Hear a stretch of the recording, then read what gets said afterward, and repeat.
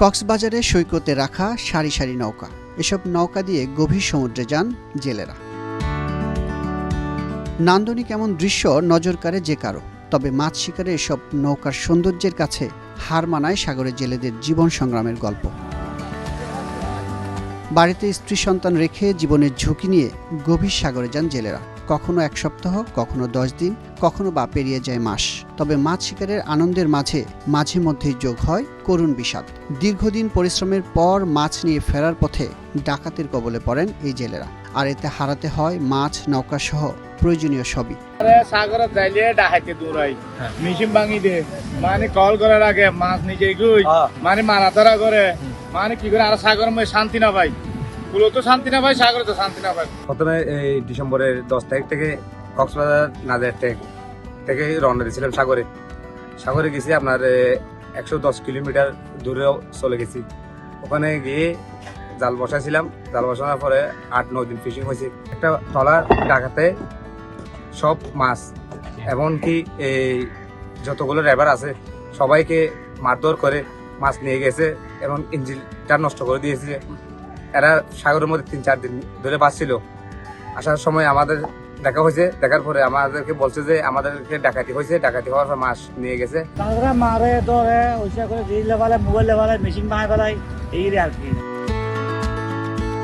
জেলেরা জানিয়েছেন 2023 সালের মার্চ মাসে 10 জলদস্যুর মৃত্যু ঘটে। এরপর কয়েক মাস জলদস্যুদের তৎপরতা বন্ধ ছিল, কিন্তু সম্প্রতি ইলিশ ধরার মৌসুমে জলদস্যু বাহিনী আবারও তৎপর হয়েছে। বঙ্গোপসাগরের কক্সবাজার, টেকনাফ, সেন্ট মার্টিন, মহেশখালী ও কুতুবদিয়া উপকূলে লুটপাটে জড়ায় 4 থেকে 5টি সশস্ত্র দস্যু বাহিনী। সাগরে গেলে ডাকাইতে ধরে মাছ টাছ, দামি মাছ টাছ লেভেলে দামি জিনিসপাতি নিয়ে ফেলাই। তারপরে আপনার মাঝিরে নিয়ে যায়, না হলে পুন নিয়ে যায়। ধরো লোকজন যদি সিনেফান লাগিলে ডাকাইতে মারি এনে সাগরে ঢুকাই দিয়ে, আর নইলে কি মাঝিরে নিয়ে যায়, ধরো বনের ভিতরে আটকে রাখে, ফোন করে আনি মাঝির পরিবারের থেকে টাকা খুঁজে, কোম্পানির থেকে টাকা খুঁজে। আর যদি ঘুমো থাকি মানুষকে সেতন তাই তারা না, আর যদি ঘুমো থাকি তারা কি করে উড়িয়ে আর বান্ধি বাড়ি খাই, যারা যেভাবে মারা পড়ে সাগরের তলায়। আর তো মাছ আছে, মেশিন আছে, ইঞ্জিন আছে, জিন আছে, তারা কি লুটপাট করে লইয়ে আমরা আমাদেরকে মারিয়ে মানে কি কাড়ি ফেলা, মানে কি জান একেবারে কি নিখুঁত করে ফেলা। হ্যাঁ, করে মানে কি করে মাইলের করে জাল সব মাছ যা কিছু আছে, আমাদের মোবাইল পত্র যা কিছু আছে, যা কিছু সব ওদেরকে কি দিয়ে রেখে হয় আমার থেকে। মাছ ধরার সব ট্রলার ও নৌকাকে শক্তিশালী নেটওয়ার্কের আওতায় আনা হচ্ছে বলে জানিয়েছে মৎস্য অধিদপ্তর, যেটার মাধ্যমে ডাকাতি রোধ ও প্রাণহানি কমে আসবে সহজেই। জিএসএম ডিভাইস, এটি হচ্ছে global system for mobile communication. এটি অত্যন্ত শক্তিশালী একটি বেতার তরঙ্গ। এই মোবাইল সিস্টেমে তারা যদি আমাদের কাছে সংকেত পাঠায়, মেসেজ পাঠায় যে তারা ডাকাতির কবলে পড়েছে, তাহলে আমরা সংকেত পাবো। এছাড়াও এই জিএসএম ডিভাইসের মাধ্যমে এখানে একটা ট্র্যাকিং সিস্টেম আছে। আমরা দেখতে পাবো যে সাগরের আসলে কোন জায়গায় তারা ফিশিং করছে।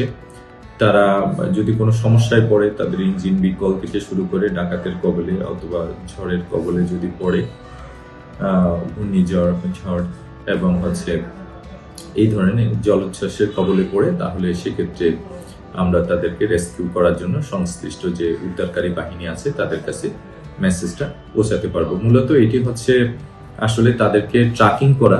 তারা যদি বাংলাদেশের জলসীমা পেরিয়ে অন্য কোনো দেশের জলসীমায় প্রবেশ করে, তাহলে সেক্ষেত্রে তাদেরকে সতর্ক করা যাবে। সচেতন মহল বলছে, মাছ শিকার হওয়া জেলেদের পরিবারকে মাত্র 50,000 টাকা ক্ষতিপূরণ দেওয়া হয়, যা বাড়ানো জরুরি। যদি এদিকে সরকার তাদের সাহায্যের হাত বাড়িয়ে না দেয়, ভবিষ্যতে এই পেশার প্রতি এই জেলেরা যারা কাজ করছেন তারা এই পেশা বিমুখ হয়ে যাবে। এতে আমাদের যে মৎস্যের যে দারুণ চাহিদা, সেটি পূর্ণতা পাবে না, সেটি পূর্ণ হবে না। সেজন্য এদিকে সরকারের ভ্রুক্ষেপ করা উচিত।